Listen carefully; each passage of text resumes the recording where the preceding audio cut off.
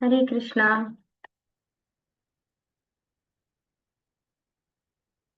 ഓമജ്ഞാനതിമിരാന്ധസ്യ നാനാഞ്ജനശലാകയാ ചക്ഷുരുന്മീലിതം യേന തസ്മൈ ശ്രീഗുരവേ നമഃ. ശ്രീചൈതന്യമനോഭീഷ്ടം സ്ഥാപിതം യേന ഭൂതലേ സ്വയം രൂപ കഥാ മഹ്യം ദദാതി സ്വപദാന്തികം. വന്ദേഹം ശ്രീഗുരോ ശ്രീയുതപദകമലം ശ്രീഗുരുन् വൈഷ്ണവാംശ ശ്രീരൂപം സാഗ്രജാതം സഹഗണരഘുനാഥാന്വിതം തം സജീവം സാദ്വൈതം സാവധൂതം പരിജനസഹിതം കൃഷ്ണചൈതന്യദേവം ശ്രീരാധാകൃഷ്ണപാദാൻ സഹഗണലളിതാ ശ്രീവിശാഖാന്വിതാംശ. നമ ഓം വിഷ്ണുപാദായ കൃഷ്ണപ്രേഷ്ഠായ ഭൂതലേ ശ്രീമതേ ജയപതാക സ്വാമിൻ ഇതി നാമിനെ. നമാചാര്യപാദായ നിതായ കൃപപ്രദായിനെ ഗൗരകഥാദാമതായ നഗരഗ്രാമതാരിണേ. നമോ വിഷ്ണുപാദായ കൃഷ്ണപ്രേഷ്ഠായ ഭൂതലേ ശ്രീമതേ ഭക്തിവേദാന്ത സ്വാമിൻ ഇതി നാമിനെ. നമസ്തേ സാരസ്വതേ ദേവേ ഗൗരവാണി പ്രചാരിണേ നിർവിശേഷ ശൂന്യവാദി പാശ്ചാത്യദേശതാരിണേ. വാഞ്ചാകൽപതരൂപശ്ച കൃപാ സിന്ധുഭ്യേവ ച പതിതാനാം പാവനേഭ്യോ വൈഷ്ണവേഭ്യോ നമോ നമഃ. ഹേ കൃഷ്ണ കരുണാ സിന്ധു ദീനബന്ധോ ജഗത്പദേ ഗോപേശ ഗോപികാ കാന്ത രാധാ കാന്ത നമോസ്തുതേ. തപ്ത കാഞ്ചന ഗൗരാംഗീ രാധേ വൃന്ദാവനേശ്വരി വൃഷഭാനുസുതേ ദേവി പ്രണമാമി ഹരിപ്രിയേ. ജയ ശ്രീകൃഷ്ണ ചൈതന്യ പ്രഭു നിത്യാനന്ദ ശ്രീ അദ്വൈത ഗദാധര ശ്രീവാസാദി ഗൗരഭക്തവൃന്ദ. ഹരേ കൃഷ്ണ കൃഷ്ണ കൃഷ്ണ ഹരേ ഹരേ ഹരേ രാമ രാമ രാമ ഹരേ ഹരേ. ഹരേ കൃഷ്ണ. ശ്രീ രാധ ഗോവിന്ദ് മന്ദിർ ഇസ്കോൺ മാംഗ്ലൂരിന്റെ ഷോർട്ട് ഭാഗവതം ക്ലാസ്സിലേക്ക് എല്ലാ ഭക്തന്മാർക്കും സ്വാഗതം. ഹരേ കൃഷ്ണ. എല്ലാവർക്കും അൺമ്യൂട്ട് ചെയ്യാൻ പറ്റുന്നില്ലേ? ഹരേ കൃഷ്ണ. മാതാജി. ഹരേ കൃഷ്ണ. പ്രണാമ മാതാജി. ഹരേ കൃഷ്ണ. പ്രണാമം മാതാജി. ഞങ്ങള് പറഞ്ഞപ്പോ മ്യൂട്ടായിരുന്നു മാതാജി, അതാ മാതാജി കേൾക്കാതിരുന്നേ. ഹരേ കൃഷ്ണ. ഇവിടെ ക്ലാസ് കയറി കഴിഞ്ഞാൽ എല്ലാവരും പറ്റുമെങ്കിൽ നാമം ജപിക്കാം. ബാക്കി കാര്യങ്ങളൊന്നും നമ്മൾ ആ സമയത്ത് സംസാരിക്കാണ്ടിരിക്കാം. കാരണം നമ്മളിത് ലൈവ് സ്ട്രീം ഞാൻ ഇട്ടുകൊണ്ടിരിക്കുമ്പോഴായിരിക്കും നിങ്ങൾ സംസാരിക്കുന്നുണ്ടാവുക. അപ്പൊ ലൈവ് എടുത്ത് കാണുമ്പോ ആദ്യം കേൾക്കുന്നതായിരിക്കും. ഹരേ കൃഷ്ണ മാതാജി. ഹരേ കൃഷ്ണ. ഹരേ കൃഷ്ണ. എല്ലാ ഭക്തന്മാർക്കും രാധാ ഗോവിന്ദ് മന്ദിർ ഇസ്കോൺ മാംഗ്ലൂരിന്റെ ഭാഗവതം ക്ലാസ്സിലേക്ക് സ്വാഗതം. ഓം നമോ ഭഗവതേ വാസുദേവായ. ഓം നമോ ഭഗവതേ വാസുദേവായ. ഓം നമോ ഭഗവതേ വാസുദേവായ. കൽപതരോർഗളിതം ഫലം ശുഗമുഖാദമൃതദ്രവ സംയുതം പിബത ഭാഗവതം ദിവസമാലയം പുരഹോർസികാ ഭുവി ഭാവുകാഃ. നാരായണം നമസ്കൃത്യ നരം ചൈവ നരോത്തമം ദേവീം സരസ്വതീം വ്യാസം തതോ ജയമുദീരയേത്. നഷ്ടപ്രായേഷു ഭദ്രേഷു നിത്യം ഭാഗവത സേവയാ ഭഗവതി ഉത്തമ ശ്ലോകേ ഭക്തിർഭവതി നൈഷ്ഠികീം. കൃഷ്ണായ വാസുദേവായ ദേവകീ നന്ദനായ ച നന്ദഗോപകുമാരായ ഗോവിന്ദായ നമോ നമഃ. ഹരേ കൃഷ്ണ. മദേകബന്ധോ മത്സംഗിൻ മദ്ഗുരോ മന്മഹാദന മന്നിഷ്ടാരഗമദ്ഭാഗ്യ മദാനന്ദാ നമോസ്തുതേ. ഗ്രന്ഥ ശ്രീമദ് ഭാഗവതം കി ജയ. ശ്രീല പ്രഭുപാദ് കി ജയ. ശ്രീമദ് ഭാഗവതം സ്കന്ധം 1 അധ്യായം 8 കുന്തിദേവിയുടെ പ്രാർത്ഥനകൾ ശ്ലോകം 44. ഞാൻ നാട്ടിലൊന്നൊക്കെയല്ലേ, അത് കാരണം എനിക്ക് പുസ്തകമില്ല. ഓം നമോ ഭഗവതേ വാസുദേവായ. സൂത ഉവാച പൃഥേയത്ഥം കളപതൈഃ പരിണൂതാഖിലോദയഃ മന്ദം ജഹാസ വൈകുണ്ഠോ മോഹയന്നിവ മായയാ. എല്ലാവർക്കും ചൊല്ലാം. ഓം നമോ ഭഗവതേ വാസുദേവായ. ഓം നമോ ഭഗവതേ വാസുദേവായ. സൂത ഉവാച പൃഥയേത്ഥം കളപതൈഃ പരിണൂതാഖിലോദയഃ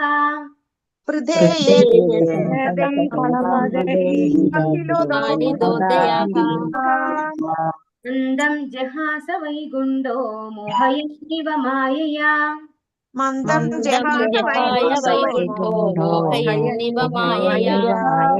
ഹരേ കൃഷ്ണ. ഹരേ കൃഷ്ണ. സൂത ഉവാച. സൂത ഗോസ്വാമി അരുളി ചെയ്തു.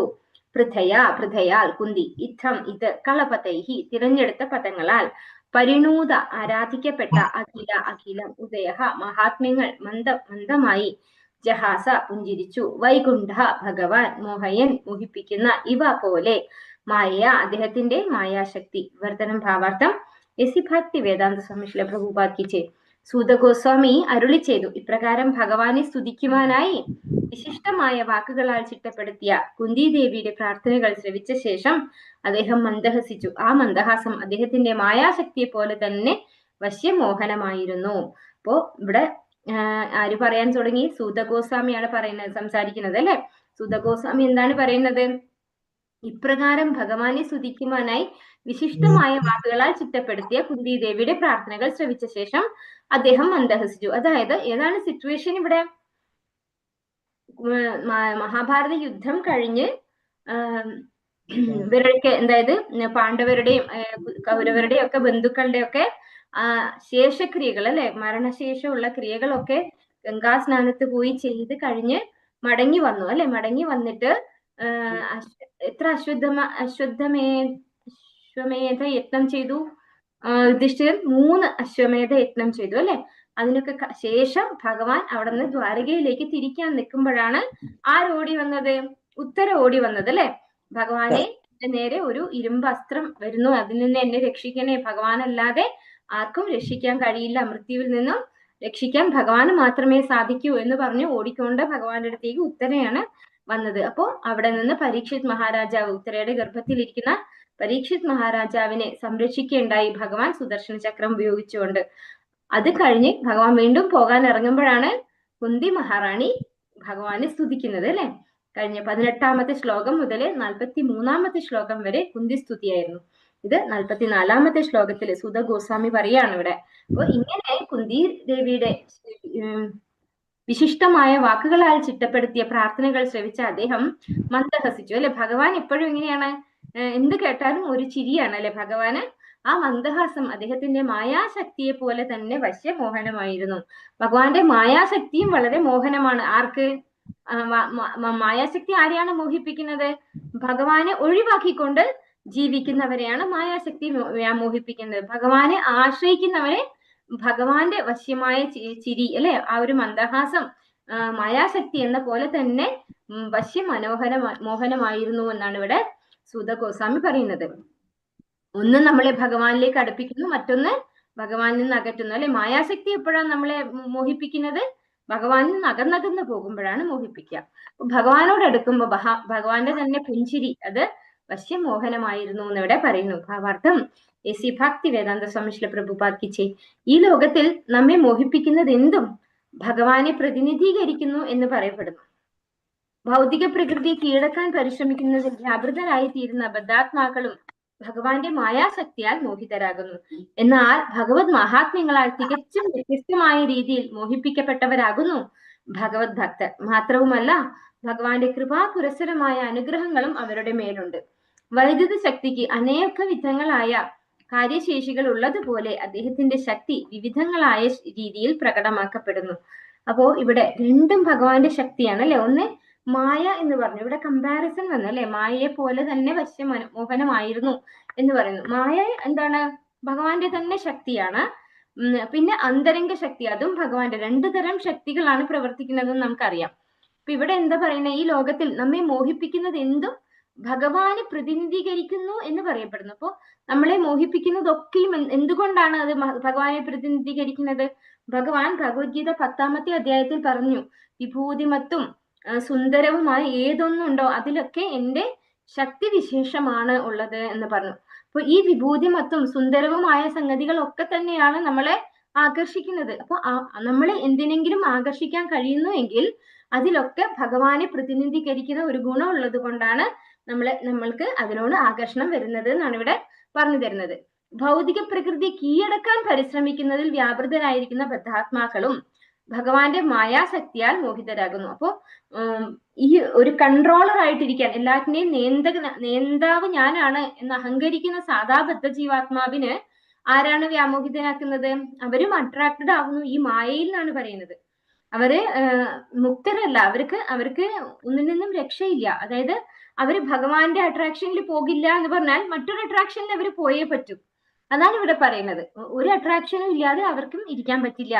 ഭൗതിക പ്രകൃതിയെ കീഴടക്കാൻ പരിശ്രമിക്കുന്നതിൽ വ്യാപൃതരായിരിക്കുന്ന ബദ്ധാത്മാക്കളും ഭഗവാന്റെ മായാശക്തിയാൽ മോഹിതരാകുന്നു. എന്നാൽ ഭഗവത് മഹാത്മ്യങ്ങളാൽ തികച്ചും വ്യത്യസ്തമായ രീതിയിൽ മോഹിപ്പിക്കപ്പെട്ടവരാകുന്നു ഭഗവത് ഭക്തർ. അപ്പോ രണ്ട് കൂട്ടരും മോഹിപ്പിക്കപ്പെടുന്നു. ഒരു കൂട്ടര് ഭഗവാനാൽ മോഹിപ്പിക്കപ്പെടുന്നു, ഒരു കൂട്ടർ ഭഗവാന്റെ തന്നെ ശക്തിവിശേഷമായിട്ടുള്ള മായാശക്തിയാൽ മോഹിതരാകുന്നു. ഈ രണ്ടു കൂട്ടരുടെയും വ്യത്യാസം എന്താണ്?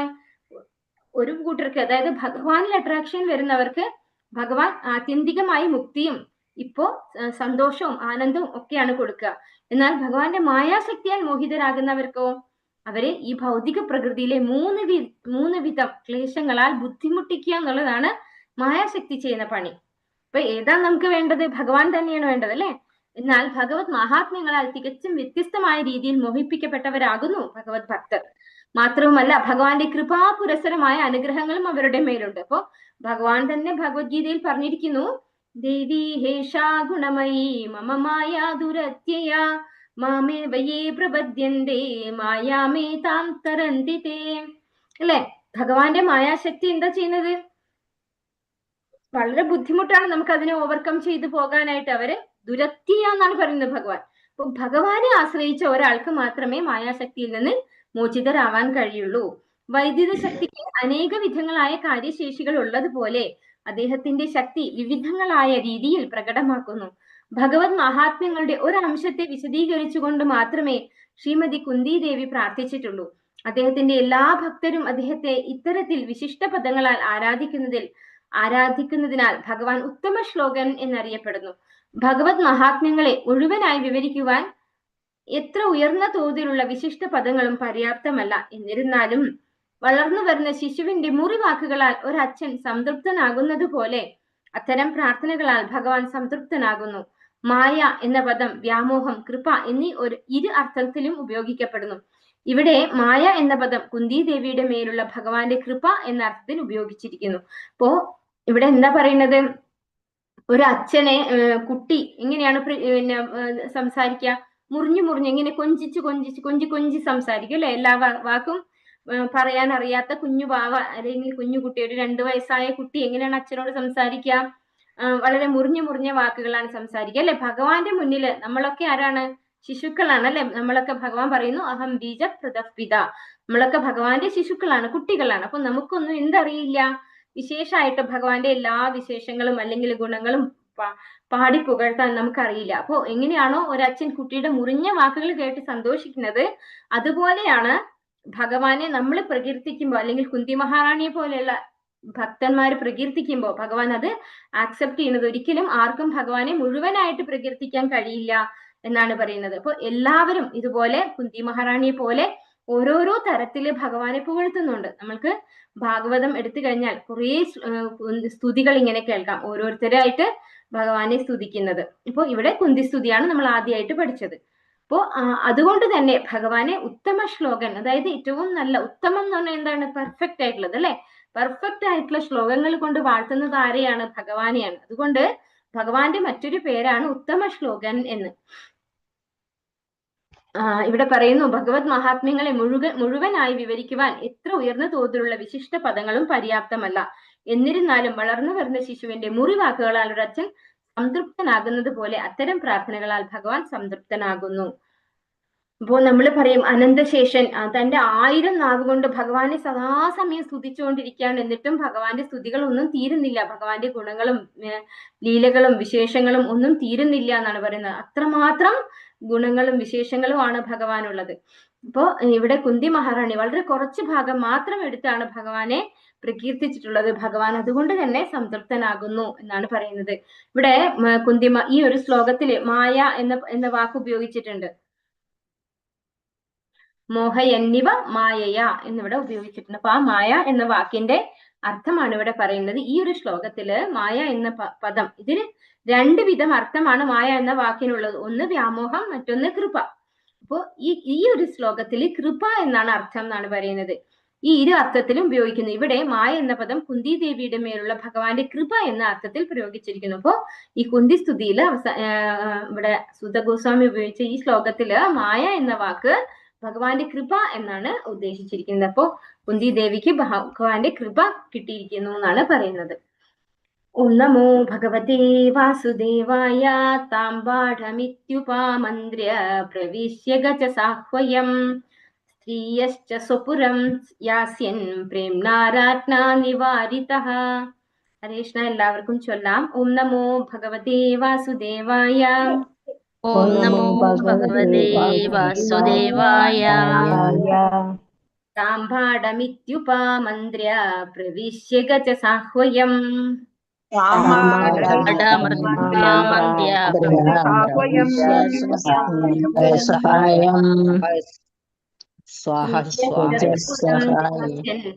നാരാജ്ഞാ നിവാരിതഃ. സ്വപുരം യാസിൻ രാജ്ഞാ നിവാരിതഃ. കൃഷ്ണ. ഹരേ കൃഷ്ണ. പാഠം സ്വീകരിച്ചു. ഇതി അപ്രകാരം ഉപാമന്ത്ര്യ അനന്തരമായി അറിയിച്ചു. പ്രവേശിച്ച് ഗജസാഹ്വയം ഹസ്തിനപുരത്തിലെ കൊട്ടാരം സ്ത്രീയാച്ച മറ്റ് സ്ത്രീജനങ്ങൾ സ്വപുരം സ്വവസതി യാസ്യൻ ഗമിക്കുന്ന വേളയിൽ പ്രേംണ പ്രേമത്തോടെ രാജ്ഞ രാജാവിനാൽ നിവാരിത തടയപ്പെട്ടു. വർത്തനം ഭാവാർത്ഥം എസി ഭക്തി വേദാന്ത സ്വാമിശ്രീ പ്രഭുപാദ് കി ജയ്. അപ്രകാരം ശ്രീമതി കുന്തി ദേവിയുടെ പ്രാർത്ഥനകൾ സ്വീകരിച്ച ശേഷം ഭഗവാൻ ഹസ്തിനപുരത്തിന്റെ രാജഭവനത്തിൽ പ്രവേശിച്ച് മറ്റുള്ള സ്ത്രീജനങ്ങളോട് താൻ മടങ്ങിപ്പോകുന്ന വിവരം അറിയിച്ചു. എന്നാൽ മടങ്ങാനൊരുങ്ങുന്ന വേളയിൽ സ്നേഹത്തോടെ അഭ്യർത്ഥിച്ച യുധിഷ്ഠിര രാജാനാൽ ഭഗവാൻ തടയപ്പെട്ടു. അപ്പോ കുന്തി മഹാറാണി ഇത്രയൊക്കെ പറഞ്ഞത് എന്തിനായിരുന്നു? ഭഗവാൻ ഇവിടുന്ന് പോകരുതെന്നായിരുന്നു കുന്തി മഹാറാണിയുടെ പ്രാർത്ഥന അല്ലെ. ഭഗവാൻ ഉള്ളിടത്താണ് അവർക്ക് സംരക്ഷണം ഉള്ളൂ. അതുപോലെ ഭഗവാൻ ഉണ്ടെങ്കിൽ മാത്രമേ ഈ പറയുന്ന എല്ലാ ഐശ്വര്യവും ഒക്കെ ഉള്ളൂ. അപ്പൊ അതുകൊണ്ട് ഭഗവാൻ മടങ്ങരുത് എന്നാണ്. ഭഗവാൻ ഇവിടെ ഉണ്ടായിക്കോട്ടെ, ആപത്തുകൾ എത്ര വേണമെങ്കിലും വന്നോട്ടെ, പക്ഷെ ഭഗവാൻ പോകരുത് എന്നാണ് കുന്തി മഹാറാണി ആഗ്രഹിച്ചത്. പക്ഷെ ഒടുവിൽ കുന്തി മഹാറാണിക്ക് തന്നെ മനസ്സിലായി ഞാൻ അങ്ങനെ ആഗ്രഹിക്കുന്നതും തെറ്റാണ് അല്ലെ. അവിടെ ദ്വാരകയിൽ അവർക്കും ഭഗവാനെ ആവശ്യമുണ്ട്. അപ്പോ അതുകൊണ്ട് എനിക്ക് ഒരു കൂറ്, അതായത് വൃഷ്ണികുലത്തോടും പാണ്ഡുകുലത്തോടും ഉള്ള എന്റെ സ്നേഹപാശം അത് ഇല്ലാതെയാക്കി തരണേ ഭഗവാനെ എന്നും കുന്തി മഹാറാണി പ്രാർത്ഥിക്കുകയുണ്ടായി. അപ്പോ ഇതൊക്കെ കഴിഞ്ഞിട്ട് ഭഗവാൻ എന്ത് ചെയ്തു? ഭഗവാൻ പ്രാർത്ഥനകൾ സ്വീകരിച്ച ശേഷം ഹസ്തിനപുരത്തിന്റെ രാജഭവനത്തിൽ പ്രവേശിച്ച് മറ്റുള്ള സ്ത്രീജനങ്ങളോട് താൻ മടങ്ങി പോകുന്ന വിവരം അറിയിച്ചു. അപ്പോ പോകാൻ തീരുമാനിച്ച ഭഗവാൻ എല്ലാവരോടും വിവരം പറയാണല്ലേ, ഞാൻ പോവുകയാണ്, ദ്വാരകയിലേക്ക് തിരിച്ചു പോവുകയാണെന്നുള്ള വിവരം എല്ലാവരെയും അറിയിച്ചുകൊണ്ടിരിക്കുകയാണ്. എന്നാൽ മടങ്ങാൻ ഒരുങ്ങുന്ന വേളയിൽ സ്നേഹത്തോടെ അഭ്യർത്ഥിച്ച യുധിഷ്ഠിര മഹാരാജനാൽ ഭഗവാൻ തടയപ്പെട്ടു. അപ്പൊ കുന്തി മഹാറാണിയുടെ പ്രാർത്ഥന കൊണ്ടൊന്നും ഭഗവാൻ നിന്നില്ല. പക്ഷേ യുധിഷ്ഠിര മഹാരാജാവ് വളരെ സ്നേഹത്തോടു കൂടി ഭഗവാനെ തടഞ്ഞു എന്നാണ് ഇവിടെ പറയുന്നത്. അപ്പോൾ പോകാൻ അനുവദിക്കാതെ യുധിഷ്ഠിര മഹാരാജാവ് ഭഗവാനെ തടഞ്ഞിരിക്കുന്നു. വർത്തനം ഭാവാർത്ഥം എസി ഭക്തി വേദാന്ത സ്വാമിശ്രീ പ്രഭുപാദ് കി ജയ്. ശ്രീകൃഷ്ണ ഭഗവാൻ ദ്വാരകയിലേക്ക് മടങ്ങാൻ നിശ്ചയിച്ചുറച്ചപ്പോൾ അദ്ദേഹത്തെ ഹസ്തിനപുരത്തിൽ തന്നെ വസിക്കുന്നതിന് പ്രേരിപ്പിക്കുവാൻ ആർക്കും കഴിഞ്ഞില്ല. എന്നാൽ ഭഗവാൻ അല്പദിനങ്ങൾ കൂടി അവിടെ വസിക്കുവാനുള്ള യുധിഷ്ഠിര രാജാവിന്റെ എളിയ അഭ്യർത്ഥന ഉടനടി സഫലമായി. യുധിഷ്ഠിര രാജന്റെ ശക്തി പ്രേമപൂർവമായ മമതയാണെന്ന് ഈ സംഭവം ദ്യോതിപ്പിക്കുന്നു. ആ സ്നേഹത്തെ ഭഗവാന് നിഷേധിക്കുവാൻ സാധിച്ചില്ല. സർവശക്തനായ ഭഗവാനെ അപ്രകാരം പ്രേമയുദ്ധ സേവനത്തിലൂടെ അല്ലാതെ മറ്റൊരു മാർഗത്തിലൂടെയും കീഴ്പ്പെടുത്താൻ സാധ്യമല്ല. തന്റെ എല്ലാ വ്യവഹാരങ്ങളിലും ഭഗവാൻ പൂർണ്ണ സ്വതന്ത്രനാണ്. എന്നാൽ അദ്ദേഹം തന്റെ ശുദ്ധ ഭക്തരുടെ പ്രേമയുദ്ധ സ്നേഹബന്ധത്താൽ സ്വമേധയാ കടപ്പാടുകളെ സ്വീകരിക്കുന്നു. അപ്പോ ഇവിടെ എന്താ പറയുന്നത്? ഭഗവാൻ തീരുമാനിച്ചുറച്ചു അല്ലെ. ഭഗവാനോട് കുന്തി മഹാറാണി പറഞ്ഞു പോകരുത്, ഇവിടെ നിൽക്കണം, ഒരുപാട് പ്രാർത്ഥനയൊക്കെ ചൊല്ലി. പക്ഷെ യുധിഷ്ഠിരൻ അങ്ങനെ പ്രാർത്ഥനയൊന്നും ചൊല്ലിയതായിട്ട് നമുക്ക് ഇവിടെ കാണുന്നില്ല. എങ്കിലും ഇവിടെ എന്താ പറയുന്നത്? യുധിഷ്ഠിര മഹാരാജാവിന്റെ എളിയ അഭ്യർത്ഥന ഉടനടി സഫലമായി. യുധിഷ്ഠിര രാജന്റെ ശക്തി പ്രേമപൂർവമായ മമതയാണെന്ന് ഈ സംഭവം ദ്യോതിപ്പിക്കുന്നു. അപ്പൊ യുധിഷ്ഠിര മഹാരാജാവിന്റെ ആ ഒരു ശക്തി എന്ന് പറയുന്നത് വളരെ പ്രേമപൂർവമായിട്ടുള്ള മമത, അത് യുധിഷ്ഠിര മഹാരാജാവ് കാണിച്ചു. അതോടും കൂടി ഭഗവാനോട് റിക്വസ്റ്റ് ചെയ്യാണ് ഇവിടുന്ന് പോകാതിരിക്കാൻ വേണ്ടിയിട്ട്. അത് തള്ളിക്കളയാൻ ഭഗവാന് പോലും സാധിച്ചില്ല എന്നാണ് നമുക്ക് മനസ്സിലാക്കിച്ചു തരുന്നത്. ആ സ്നേഹത്തെ ഭഗവാന് നിഷേധിക്കുവാൻ സാധിച്ചില്ല. സർവശക്തനായ ഭഗവാനെ അപ്രകാരം പ്രേമയുദ്ധ സേവനത്തിലൂടെ അല്ലാതെ മറ്റൊരു മാർഗത്തിലൂടെയും കീഴ്പ്പെടുത്താൻ സാധ്യമല്ല. അപ്പോ ഭഗവാനെ കീഴ്പ്പെടുത്തുന്ന അത്രയും, അല്ലെങ്കിൽ ഭഗവാനെ മനഃചാഞ്ചല്യം ഉണ്ടാക്കുന്ന അത്രയും സോഫ്റ്റ് ആയിട്ടുള്ള അല്ലെങ്കിൽ പ്രേമപൂർവ്വമായിട്ടുള്ള ഒരു ബിഹേവിയർ ആയിരുന്നു ആരുടേത്? യുധിഷ്ഠിര മഹാരാജാവിൻ്റെതെന്ന് നമുക്കിവിടെ മനസ്സിലാക്കാൻ സാധിക്കും. അങ്ങനെയുള്ള പ്രേമഭക്തിയിലൂടെ മാത്രമേ ഭഗവാനെ കീഴ്പ്പെടുത്താൻ സാധിക്കുള്ളൂ. തന്റെ എല്ലാ വ്യവഹാരങ്ങളിലും ഭഗവാൻ പൂർണ്ണ സ്വതന്ത്രനാണ്. എന്നാൽ അദ്ദേഹം തന്റെ ശുദ്ധ ഭക്തരുടെ പ്രേമയുത സ്നേഹബന്ധത്താൽ സ്വമേധയാ കടപ്പാടുകളെ സ്വീകരിക്കുന്നു. അപ്പോ പ്രേമയുത ഭക്തിയുത സേവനം ചെയ്യുന്ന ആളുകളുടെ വാക്കുകളെ ഭഗവാൻ അത്രമേൽ ഏറ്റെടുക്കുകയാണ് ചെയ്യുന്നത്. ഓം നമോ ഭഗവതേ വാസുദേവായ വ്യാസാദ്യൈരീശ്വരേഹാജ്ഞൈഃ കൃഷ്ണേനാദ്ഭുത കർമ്മണ പ്രബോധിതോപീതിഹാസൈഃ നാബുധ്യത ശുചാർപ്പിതഃ. എല്ലാവർക്കും ചൊല്ലാം. ഓം നമോ ഭഗവതേ വാസുദേവായ. ഓം നമോ ഭഗവതേ വാസുദേവായ. വ്യാസാദ്യൈരീശ്വരേഹാജ്ഞൈഃ കൃഷ്ണേനാദ്ഭുത കർമ്മണ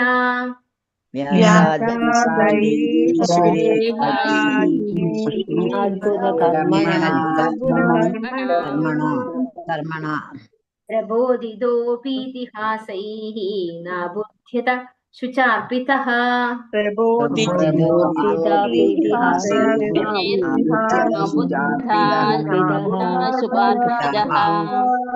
ഹരേ കൃഷ്ണ. മുറിച്ചു ചൊല്ലണോ? ശരിക്കും മുറിച്ചു ചൊല്ലണോ? നന്നായിരുന്നു മാതാജി. വ്യാസാദ്യൈരീശ്വരേഹാജ്ഞൈഃ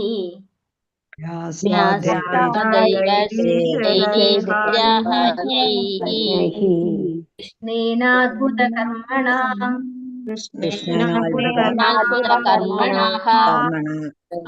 പ്രബോധിതോപീതിഹാസൈഃ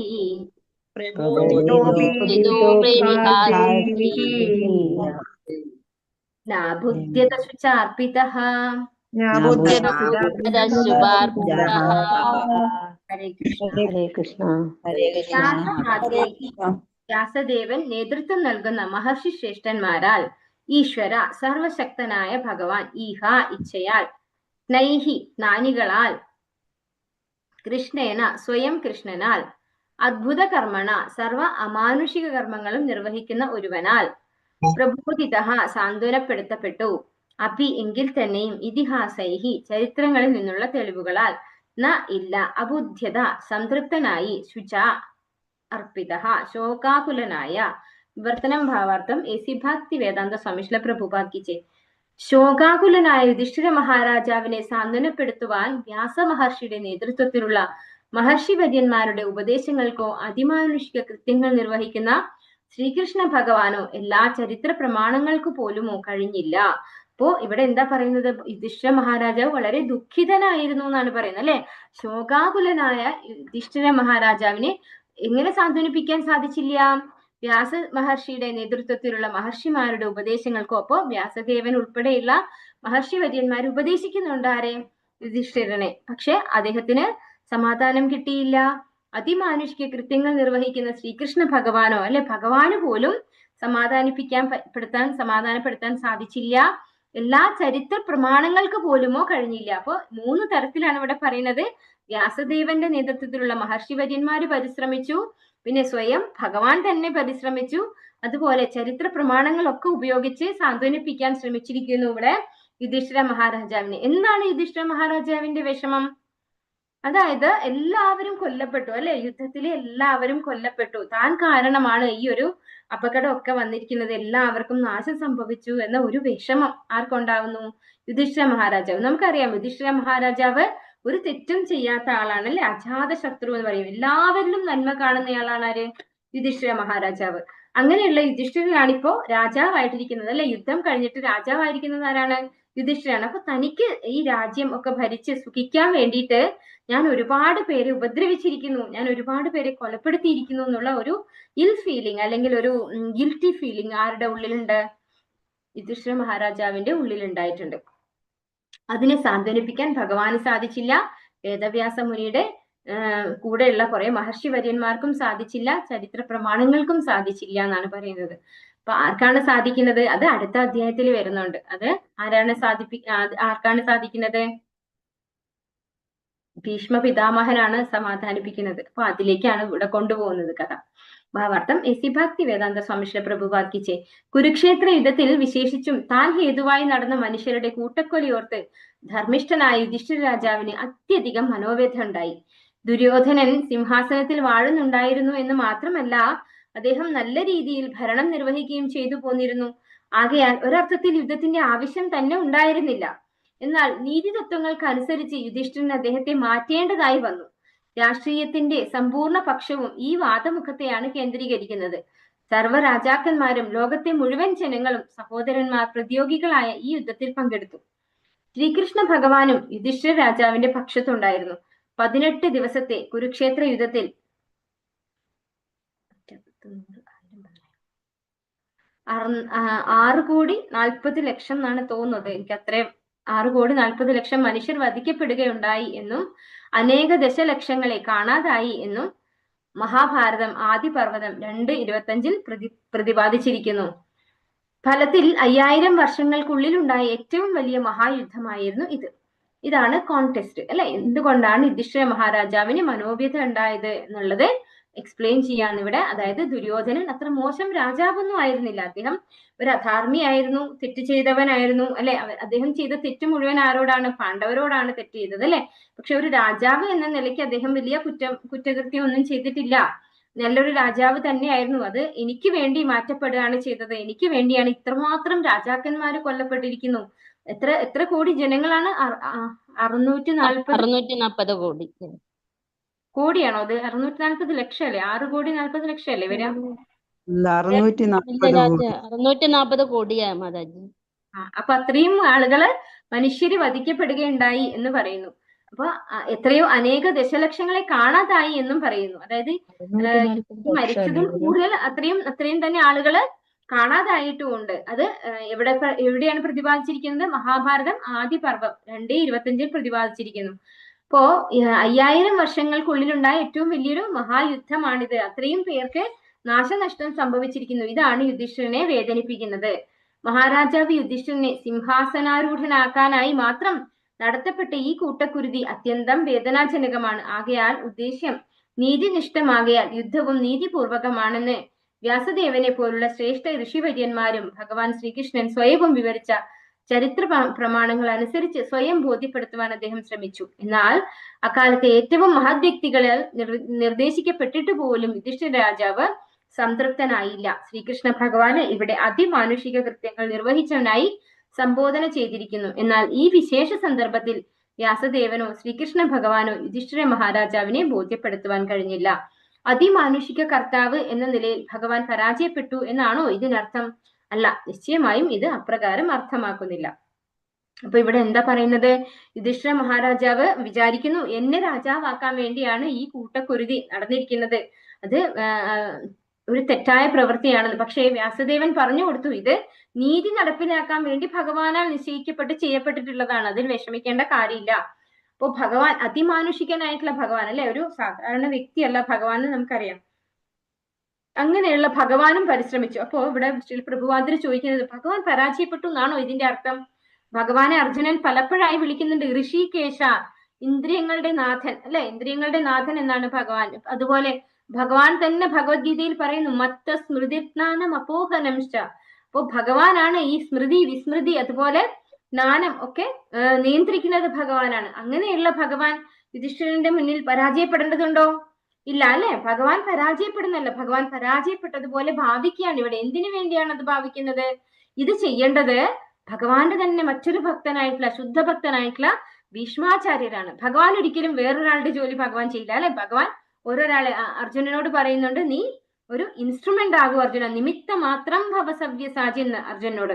അതുപോലെ ഭീഷ്മാചാര്യർക്കും ഒരു ഡ്യൂട്ടി ഉണ്ട്. അപ്പൊ ഭീഷ്മാചാര്യരാണ് ആരെ സമാധാനിപ്പിക്കേണ്ടത്? യുധിഷ്ഠിരനെ സമാധാനിപ്പിക്കേണ്ടത്. അതുകൊണ്ടാണ് ഭഗവാൻ അവിടെ ബോധ്യപ്പെടുത്താൻ ശ്രമിച്ചാലും ആർക്ക് മനസ്സിലാവുന്നില്ല? യുധിഷ്ഠിരന് മനസ്സിലാവുന്നില്ല. ഭഗവാൻ സ്വേച്ഛപ്രകാരം ഈശ്വരൻ അഥവാ യുധിഷ്ഠിരരാജന്റെയും വ്യാസദേവന്റെയും അന്തരംഗസ്ഥനായ പരമാത്മാവെന്ന നിലയിൽ അധികതരമായ അതിമാനുഷിക കൃത്യം നിർവഹിച്ചു എന്നതാണ് ഇതിന്റെ വ്യാഖ്യാനം. അപ്പോ ഇവിടെയും ഭഗവാന്റെ അതിമാനുഷികത്വം കാണിച്ചു എന്നാണ് പറയുന്നത്. അപ്പോ യുധിഷ്ഠിര മഹാരാജാവിന് അപ്പോഴും സാന്ത്വനപ്പെടരുത് എന്നാണ് ആരാഗ്രഹിച്ചത്? ഭഗവാൻ ആഗ്രഹിച്ചത്. എന്തുകൊണ്ട്? നമ്മൾക്ക് തീർച്ചയായിട്ടും ഭീഷ്മാചാര്യരുടെ അടുത്തേക്ക് പോകണം അല്ലെ. ഭീഷ്മാചാര്യർക്കാണ് ആ ഡ്യൂട്ടി ഉള്ളത്. ഇപ്പൊ യുധിഷ്ഠിരനെ ഈ സിറ്റുവേഷനിൽ നിന്ന് യുധിഷ്ഠിരനെ പുറത്തു കൊണ്ടുവരിക എന്നുള്ള ജോലി ഭഗവാന്റെ ശുദ്ധഭക്തനായിട്ടുള്ള ഭീഷ്മാചാര്യരുടെ ഡ്യൂട്ടി ആയിരുന്നു, അദ്ദേഹത്തിന് ചെയ്യാനുള്ളതായിരുന്നു. അതുകൊണ്ട് തന്നെ ഭഗവാൻ അത് തന്നെയാണ് ആഗ്രഹിച്ചത്. യുധിഷ്ഠിര രാജാവിന്റെ അന്തരംഗസ്ഥനായ പരമാത്മാവെന്ന നിലയിൽ അദ്ദേഹം യുധിഷ്ഠിര രാജനെ വ്യാസദേവന്റെയോ മറ്റുള്ളവരുടെയോ സ്വയം അദ്ദേഹത്തിന്റെ തന്നെയോ വചനങ്ങളാൽ സാന്ത്വനപ്പെടാൻ അനുവദിച്ചില്ല. അതാണ് ഏറ്റവും ഇമ്പോർട്ടന്റ് ആയിട്ടുള്ള പോയിന്റ്. അതായത് ഭഗവാൻ തന്നെയാണ് എല്ലാവരുടെ ഉള്ളിലും പരമാത്മാവായിട്ടിരിക്കുന്നത് അല്ലെ. അങ്ങനെയുള്ള പരമാത്മാവായിട്ടുള്ള ഭഗവാൻ യുധിഷ്ഠിരന്റെ ഉള്ളിലും പരമാത്മാവായിട്ടിരിക്കുന്ന ഭഗവാൻ യുധിഷ്ഠിരനെ ഇതുകൊണ്ടൊന്നും സാന്ത്വനിപ്പിക്കാൻ തയ്യാറായില്ല എന്നാണ്. എന്തെന്നാൽ ഭഗവാന്റെ മറ്റൊരു മഹാഭക്തനായ മരണാസന്നനായ ഭീഷ്മദേവനിൽ നിന്നും മഹാരാജാവ് യുധിഷ്ഠിരൻ ഉപദേശങ്ങൾ ശ്രവിക്കണമെന്ന് ഭഗവാൻ ആഗ്രഹിച്ചു. മഹായോദ്ധാവായ ഭീഷ്മദേവൻ അദ്ദേഹത്തിന്റെ ഭൗതിക അസ്തിത്വത്തിന്റെ അവസാന ഘട്ടത്തിൽ സ്വയം ഭഗവാനെയും സിംഹാസന ആരൂഢനായിരിക്കുന്ന യുധിഷ്ഠിര രാജനെയും മറ്റു പൗത്രരെയും ദർശിച്ച് സമാധാനത്തോടെ ഇഹലോകവാസം അവസാനിപ്പിക്കട്ടെ എന്ന് ഭഗവാൻ ആഗ്രഹിച്ചു. പതിവില്ലാതെ ദിപ്പ തീർക്കാട്ടോ. പതിവില്ലാത്ത വാത്സല്യഭാചനങ്ങളായ തന്റെ പൗത്രരായ പാണ്ഡവർക്കെതിരായി ഭീഷ്മദേവൻ ഒട്ടും സന്തുഷ്ടനായിരുന്നില്ല. എന്നാൽ ക്ഷത്രിയർ അത്യന്തം ആകയാൽ ഭീഷ്മദേവൻ ദുര്യോധനന്റെ പക്ഷം ചേരാൻ ബാധ്യസ്ഥനായിരുന്നു. കാരണം അദ്ദേഹം ദുര്യോധനന്റെ ചിലവിലാണ് കഴിഞ്ഞിരുന്നത്. ഇവയ്ക്ക് പുറമെ മഹാരാജാവ് യുധിഷ്ഠിരൻ ഭീഷ്മദേവന്റെ വാക്കുകളാൽ സാന്ത്വനപ്പെടണമെന്നും അങ്ങനെ ഭീഷ്മദേവന് എല്ലാവരെയും സ്വയം ഭഗവാനെ പോലും വെല്ലുന്ന രീതിയിൽ വിജ്ഞാനം ഉണ്ടായിരുന്നു എന്ന് ലോകം അറിയണമെന്നും ഭഗവാൻ ആഗ്രഹിച്ചു. അപ്പോ ഇവിടെ ശ്രീല പ്രഭുപാദൻ നമുക്ക് പറഞ്ഞു തരികയാണ്, അതായത് യുധിഷ്ഠിരന് ഒട്ടും സാന്ത്വനപ്പെടരുതെന്നാണ് ഭഗവാൻ ആശ്വസിപ്പിച്ചു തീർച്ചയായിട്ടും. പക്ഷെ യുധിഷ്ഠിരന് ഒരിക്കലും സമാധാനപ്പെടരുത് എന്നാണ് ഭഗവാൻ ആഗ്രഹിച്ചത്. കാരണം ഇത് ഭഗവാന് ആർക്കാണ് ഏൽപ്പിച്ചു കൊടുക്കാനുണ്ടായിരുന്നത്? ഭീഷ്മാചാര്യർക്കാണ്. ഭഗവാന്റെ തന്നെ ശുദ്ധഭക്തനായിട്ടുള്ള ഭീഷ്മാചാര്യരിൽ നിന്ന് യുധിഷ്ഠിരൻ കേൾക്കണം എന്നാണ് ഭഗവാൻ ആഗ്രഹിച്ചത്. അതിന്റെ കാരണം എന്താണ്? ഭീഷ്മാചാര്യർ ഭഗവാന്റെ ശുദ്ധഭക്തനാണ് അല്ലെ. അദ്ദേഹം ശരശയ്യയില് ആസന്ന മൃത്യുവായിട്ട് കിടക്കുകയാണ് ചെയ്യുന്നത്. ആ സമയത്ത് ഭഗവാനെ കണ്ടുകൊണ്ട് അദ്ദേഹം ശരീരം വിടണം. ഭഗവാനെ മാത്രല്ല, അദ്ദേഹം വളരെയധികം ആഗ്രഹിച്ചതാണ് യുധിഷ്ഠിര മഹാരാജാവ് അല്ലെങ്കിൽ യുധിഷ്ഠിരൻ ഒരു മഹാരാജാവായിട്ട് അദ്ദേഹത്തിന്റെ മുന്നിൽ കാണണം എന്ന് അദ്ദേഹം ഏറെ ആഗ്രഹിച്ചിരുന്നു ഭീഷ്മാചാര്യർ. പക്ഷെ അദ്ദേഹം ആരുടെ കൂടെയാ കൂടിയിട്ടുണ്ടായിരുന്നത്? ദുര്യോധനന്റെ കൂടെയാണ് കൂടിയിട്ടുണ്ടായിരുന്നത് അല്ലെ. അതിനുള്ള കാരണവും ഇവിടെ പറയാണ്. അദ്ദേഹം ദുര്യോധനന്റെ കൂടെ കൂടാൻ കാരണം അവരുടെ ചോറാണ് ഉണ്ണുന്നത് അല്ലെ. അവര് കൊടുക്കുന്ന ആഹാരം അല്ലെങ്കിൽ അവരെ ഡിപ്പെൻഡ് ചെയ്താണ് ആരുണ്ടായിരുന്നത്? ഭീഷ്മാചാര്യർ. അദ്ദേഹത്തിന്റെ ഒരു പ്രതിജ്ഞ ഉണ്ടായിരുന്നു, ഞാൻ ഒരിക്കലും ഇവരെ ഉപേക്ഷിക്കില്ല എന്ന്.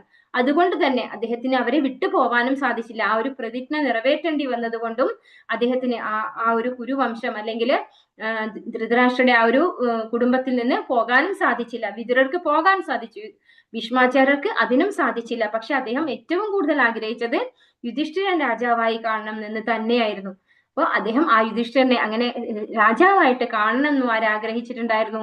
ഭീഷ്മദേവൻ. ഭഗവാന്റെ ഭക്തനായിട്ടുള്ള ഭീഷ്മദേവൻ ആഗ്രഹിച്ചു. അത് മാത്രല്ല, ഭീഷ്മദേവന് എല്ലാവരെയും സ്വയം ഭഗവാനെ പോലും വെല്ലുന്ന രീതിയിൽ വിജ്ഞാനം ഉണ്ടായിരുന്നു എന്ന് ലോകം അറിയണമെന്നും ഭഗവാൻ ആഗ്രഹിച്ചു. അപ്പോ ഭീഷ്മാചാര്യരുടെ ഉള്ളില് ഭഗവാനോടുള്ള ആ ഭക്തി അത് പ്രകടിപ്പിച്ച് കാണിച്ചു കൊടുക്കണം, ഈ ലോകത്തെ മുഴുവൻ കാണിച്ചു കൊടുക്കണം എത്രമാത്രം ജ്ഞാനമുണ്ടായിരുന്നു അദ്ദേഹത്തിന് എന്ന്. അത് ഈ ലോകത്തെ അറിയിക്കാനും ഭഗവാൻ ആഗ്രഹിച്ചു. അതുകൊണ്ട് തന്നെ ഭഗവാൻ ആശ്വസിപ്പിച്ചിട്ടും ആരും സാന്ത്വനപ്പെട്ടില്ല?